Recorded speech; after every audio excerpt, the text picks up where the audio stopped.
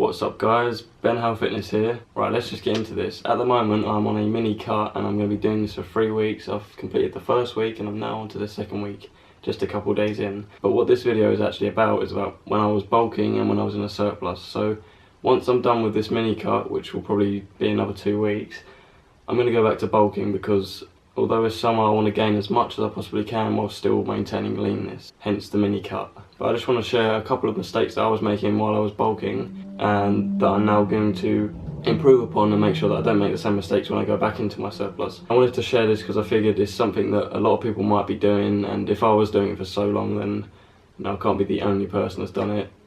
I hope not. But yeah, hopefully by telling you these mistakes, if you are doing them, it will point them out and you'll be able to correct them as soon as possible and keep that gain train going with no mistakes. So number one thing that I was doing bad when I was in a surplus was my fats. I was counting my macros and I was making sure that I was in a big enough surplus but not too much, because I was trying to be lean while still gaining muscle mass, which is what I'm going to do when I go back into my bulk now.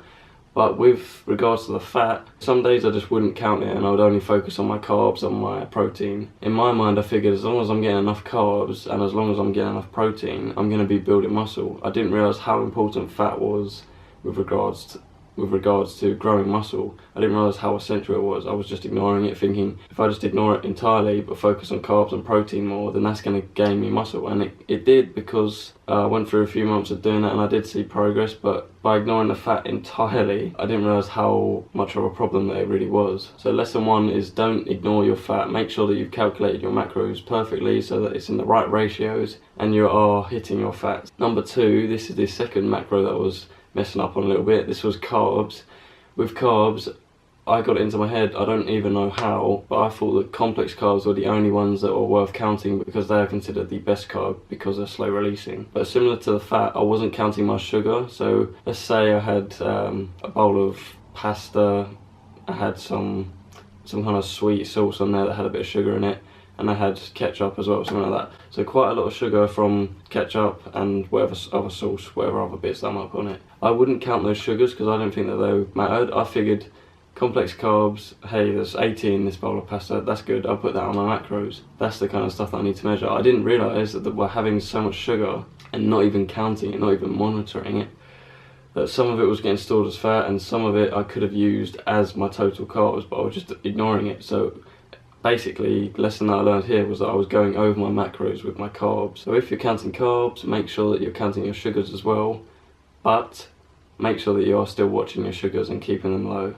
A good rule of thumb is to have about 15% of whatever your total carbs is as your sugar allowance. So sugar's completely fine, don't avoid it, it is great, but monitor it and make sure you're not having too much in one sitting and you're not having too much throughout the whole day. So 15% of your total carb macros is a good rule of thumb. So with the carbs, some days I was going over, very similar to with the fat, whereas I wasn't counting it, I was just going over and not worrying about it at all. But it caught up with me and the fat slowly added up. But also similar to that, although I was in a surplus and I thought that I was eating enough calories in order to gain muscle, because I wouldn't count the sugar, some days I would completely avoid sugar because I thought it was bad, which it isn't. It's good in moderation, as I said with the 15%. But some days I wouldn't count it at all because I wasn't eating like any of it. So my total carbs would be, say, 280, but I would be in a 300 calorie surplus thinking that I was having enough calories, but because I wasn't counting the sugar, or I wasn't converting the sugars into complex carbs and having those instead, I would be 50 or 60 grams of carbs down, thinking that I was still hitting my macros because I was hitting my complex carbs, which is completely wrong. So remember that sugars are carbs, and if you don't want to have to eat sugar and you'd rather just stick to complex carbs, you can do that. You don't have to have sugar and complex carbs, you can have all of your complex carbs. But if you're someone that uses MyFitnessPal and you calculate it that way, which is how I did it, and your total carbs come to say 400, but you look at how many sugars are out of that and it's say 110, that doesn't mean that you should only have 290 for complex carbs and then just completely avoid the sugar, because you won't be getting the results that you want to get. You won't be in that surplus. So what you need to do is either count your sugars as well so that you can reach your total, and then if you don't want to have as much sugar as it's telling you to have, with that 15% guideline, it shouldn't be as much as 100, like I just said with the MyFitnessPal thing. You can switch them around for complex carbs, but just make sure that you're hitting your carb macros. It's very important that you hit every single macro count, especially when you're bulking. Alright, third and final one that I'm going to mention, and this is probably one that a lot of people have come into contact with, and this is dirty bulking. This is where you don't necessarily even count your macros, and you just eat a lot of carbs, a lot of sugar, a lot of protein, and a lot of fat as well, and not really caring too much about how your body's going to react to all that food. Because although it is crappy food, it will still be able to gain you muscle. That's why a lot of people like it, because they can overindulge while they're bulking, and when it comes to cutting down, all of that fat will fall off eventually, so they're not that bothered, because you can enjoy life, you can eat as much food as you want, and when you cut down, it'll all fall off and you'll still look shredded, and you'll be able to build as much muscle as you want whilst eating loads of crappy stuff. And then when you shred down, you've got a six-pack, it's all there, muscles looking good. But you need to remember that however much fat you're gaining while you're bulking, when you go to cutting, it's just going to put you in a deficit for a longer period of time. So if you keep your body fat for your bulking period fairly low, so you haven't let yourself go too much with your bulking and then cutting, because if you were doing that, it would take a lot fewer weeks, because there's less fat there that needs to come off. So lesson here is you can enjoy your food, eat whatever you want, but make sure that you do everything in moderation, like you would with the sugar, like you would with the fat. To keep it all maintained, gaining muscle at a nice rate with a calorie surplus of maybe 200 to 300 calories, keeping it fairly clean. You can still have pizzas, ice cream, whatever stuff like that you want. A good way to fit all of that in is actually if you use the if it fits your macros diet.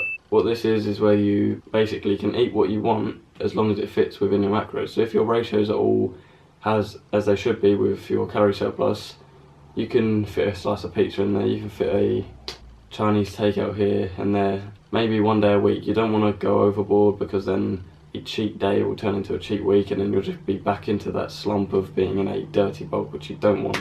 I myself, being on quite a low deficit on this mini cut, still find myself eating the kind of stuff that I should technically avoid, but it fits my macros and I like enjoying my food and eating the kind of stuff that I like. I'm still managing to lose weight even while eating the stuff that isn't technically healthy.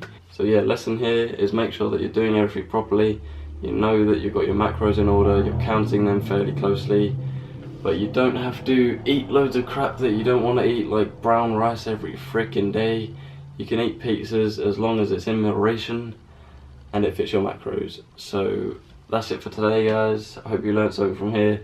If you are like me and you're doing all these mistakes, then correct them right now.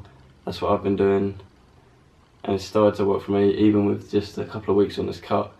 So I really now just can't wait until I finish this cut, because then I can go back to bulking, start a clean slate with my body, hopefully maintain the leanness throughout the summer and throughout then, but still see some steady gains and get to eat pizza and ice cream. So that's it for me today. See you guys in the next one.